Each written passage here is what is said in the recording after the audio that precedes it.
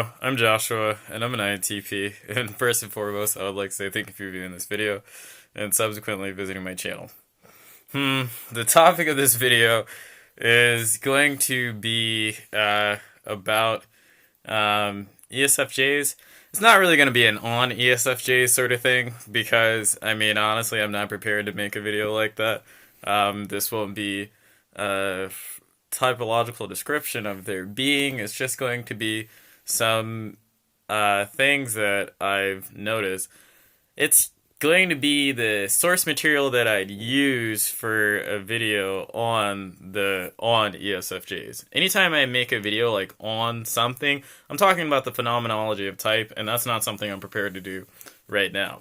But I can tell you certain things about ESFJs from an evolutionary standpoint. I know like an ESFJ is more likely to be Christian than not, so hopefully I don't offend people from this, but let's just say our collective history has a little something to say about why ESFJs are the way in which they are. One of the things you can know is that life is a very threatening, very threatening, dangerous little zone, man. Like, the chances, there are more things in the world that can kill you than not. And I mean, why am I starting here with the ESFJs is very, well, I'll just continue with the point. There are more things in the world that can kill you than there are things that will make life more likely to germinate and grow. If you look at the condition of nature, it's a fairly harsh thing. Most species that have ever come on the planet are gone. And I mean, a lot of them were gone even before a human being started doing things to the environment. I mean, if you even look at our own species, hominids, there used to be a lot of hominids. There is only one now, and that is us. We're responsible for some of them disappearing, but most of them were gone before we ever came around.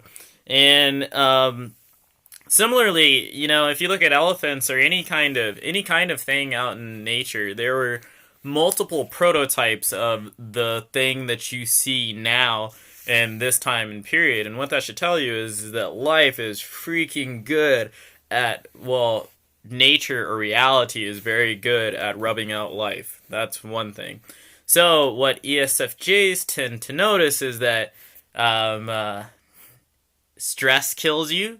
Nature kills you, unbridled nature that doesn't have constraints put on it, and that isn't provisionally governed by you to some extent. And what I mean is that if you're not shepherding nature or cultivating it, and you leave it to its own devices, it tends to get pretty wild and ornery relatively quickly, in the sense that if you don't do something with that oak that's out in front of your house, I mean, its roots may grow to such an extent that the roots damage the foundation of your home, which causes it to depreciate in its equity value.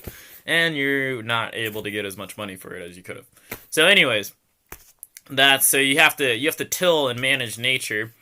And people also kill people. So stress will kill you, nature will kill you, and other human beings will kill you, man. Like, they'll do it.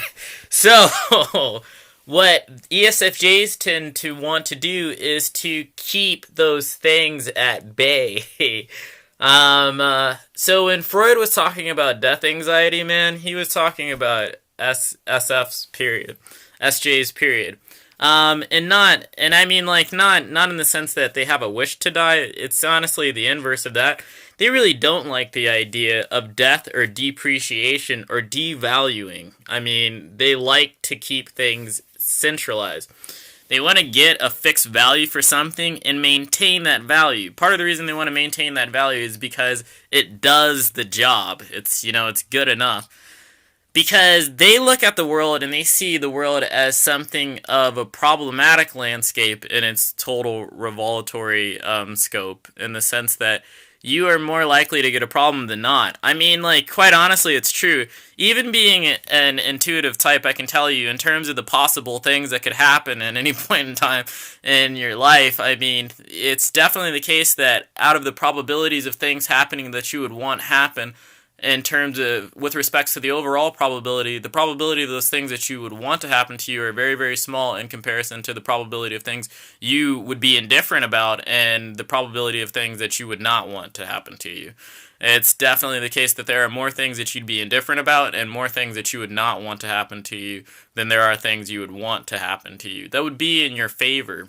Um, and so they're very aware of that, like to a strong extent. I mean, and it's part of the reason why they're so damn interested in keeping their things in order.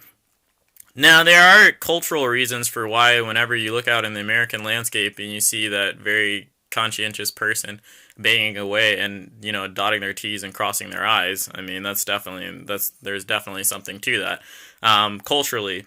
But just from a biological and phenomenological standpoint, the reason they're like that is because reality can be pretty dicey. I mean, in anxiety, you know, ESFJs are relatively friendly, affable people. It's mostly because they're extroverts, and let's talk about extroversion. Extroversion is just an index for positive emotion, and so there's certain facets to extroversion that you have to understand. One of the facets of extroversion is assertiveness. Another facet of extroversion is enthusiasm. Another facet is excitement seeking. Another facet is adventurousness. And another facet is gregariousness, and another facet is friendliness or affability.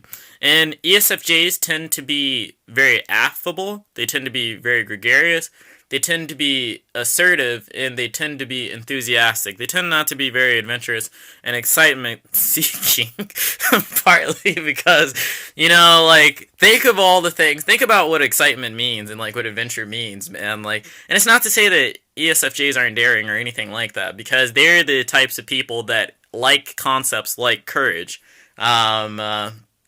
Introverted sensors are going to be types that like concepts like courage rather than fearlessness, because introverted sensors in general are going to see reality as something, whether or not it's an INTP or ENTP, ESFJ or ISFJ, we're going to tend to see reality as something that can turn against us or turn against our comfort, our well-being, or our homeostasis. It can be a very inconvenient thing.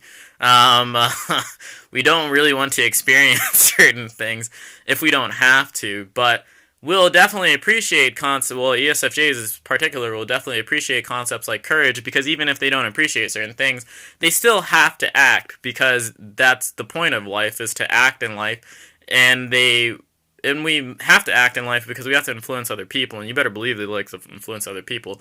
So now let's talk about excitement. You know, even though I took that sidetrack, think about excitement for a second. Like, there's good excitement in the sense that you're excited by something that you've always wanted to happen. And there's bad excitement in the sense that there's mass hysteria, man. Like, mass hysteria means that all things have fallen apart, man. And it's like, nobody likes that. I mean, some people might. I mean, like, quite honestly, some people might like that. ENTPs might want to initiate something like that. No, I mean, like, quite honestly, part of the reason why they're not excitement seeking is because excitement can be a double-edged sword. I mean, being adventurous can be a double-edged sword, because you may not come back from the adventure. And so, necessity is what merits their goal. Yeah, I mean, like, or their gumption, I should say. More so than most other motivations, because, the reason being why they're motivated by necessity is because they're mostly motivated by the factors of affability and gregariousness, assertiveness, and enthusiasm. So they like to experience positive emotion. I mean, like, they definitely like to experience positive emotion. That's something that most extroverts like to experience. And they like to win other people over. And the thing about other people is you can't really influence them unless you're established some way in the world. Like, you usually have to win them over by appealing to their vanity to some extent, appealing to their customs and their preferences. That's one thing that you certainly have to keep in mind. And being able to know what it is that they really want and what they really think about something without them telling you these things. I mean, there's multiple reasons why they're not going to tell you these things. And something that's very interesting about the human mind is most of it exists for sociality. Most of our cognitive processes that are adapted to other means of pursuit, I mean, a lot of them, do exist just to be in a kind of communal relation with people in the first place. You were made for other people, whether people know that or not, or whether people like that fact or not. That's that's the truth. From a neurobiological standpoint, that's what a lot of your brain is there for, is to be social, to recognize others and yourself in relations to others, and to evaluate other people. That's that's why people are judgmental. And so yeah, that's a lot of what's governing their architecture, the neurological architecture, and it's definitely the case that they're more concerned with the instrumentative landscape from a kind of broad perspective. So when one is trying to think of what makes someone qualitative versus instrumentative, what one has to think of is the passive mode of being, the kind of mode of being that wants to be one with things, and then the active instrumentative mode of being, the mode of being that wants to disrupt things or move things for a certain cause or end, or wield or yield it.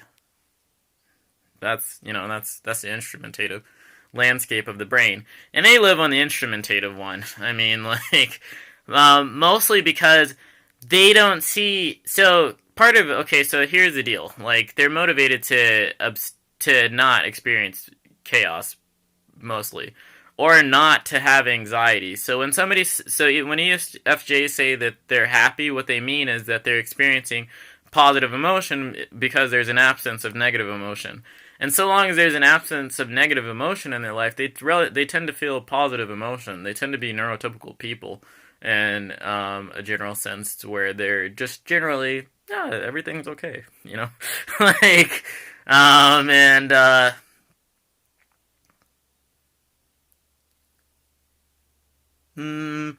guess I would say this. Like, I'm not really prepared to make this video, but I guess I would say this ultimately, that and don't worry, there will be on ESFJs, on ISFJs, and on every other 16 type. I just got kind of burnt out from the whole deal, but I'll say this in closing, that ESFJs are here because they're for contextual maintenance, and I'll say relational contextual maintenance. The world is a very meaningless place if there aren't other people in it, and so you need to have certain things in terms of infrastructure, whether those things be explicit or implicit, cultural or ideational, in place for people to really exist. Because a human being is not exactly like a fish. I mean, like, they're a funny little thing that's comprised of physical being as well as psychological being, and you need certain things in place for them to grow. The greatest capital that's squandered in the world is human capital, and ESFJs don't like that. Whether or not they realize that or not, they don't like that. Also, the thing that matters most in terms of collective group meshing is some sort of centrism. We all center ourselves around something, some kind of belief, principle, ideal, something. For most of human history, it's been ethnicity, and so people have a penchant to be ethnocentric. That's one thing, but it doesn't really matter for ESFJs, man. There's something about the feature of particular loyalty to collective interest that they maintain, because it's the glue and cement that keeps things together. And you need things to stay together, or else human beings don't exist, because we're fundamentally dependent on one another from a biological standpoint. And two, there are so many damn things in life that can kill you that you do want to mitigate the effect of their expression. such that you don't feel so damn anxious about the way the world is, because the world can be a very anxiety-provoking place in terms of all of the things that can go wrong and all the things that can kill you. Because there's a bigger chance that you're going to be a loser than a success. I mean, like, that's definitely the case. There's a greater chance that you'll fail rather than succeed, you know? That's why people have to be kind of delusional and optimistic in certain ways, or they wouldn't actually risk certain things, because reality's harsh, man. Like, it really is. Yeah, I mean, but that's, you know, they're that way because people have to stick together and they have to move and they have to get along. I mean, you know, because part of the thing you don't want, part of the reason why you want to keep a certain level of homogeneity and equality within a group is because when something called the Gini coefficient rises to rises over a certain threshold, Gini coefficient measures inequality across a group, you get civil unrest. And like, you don't, you know, if you look at, people just don't want chaos, man. People don't want a certain type of chaos. Now, that's all I can say for now about ESFJ, so get off my back, man. Like, I'm just kidding, you know, like, I'll come around, man. It takes me a while, man. I'm creative, dude. Like, and when I say dude, I mean people speaking with whom are watching this video. It takes some time, man. Like, creativity is not practical. It's not practical at all. And when I have all of it put together, and this is going to remind me to start doing research on it again, I'll come back with an on ESFJs, and it'll be more coherent, and it'll tell you something about the way in which they actually are motivated to be in terms of their overall phenomenology. That's just a snippet. I mean, I've already researched these things and thought about them for a while, so I can just share them, but hopefully that'll keep you satisfied for a while and give me time to actually come up with something. So that's my video, and hopefully you found it interesting, and thank you for watching. Bye.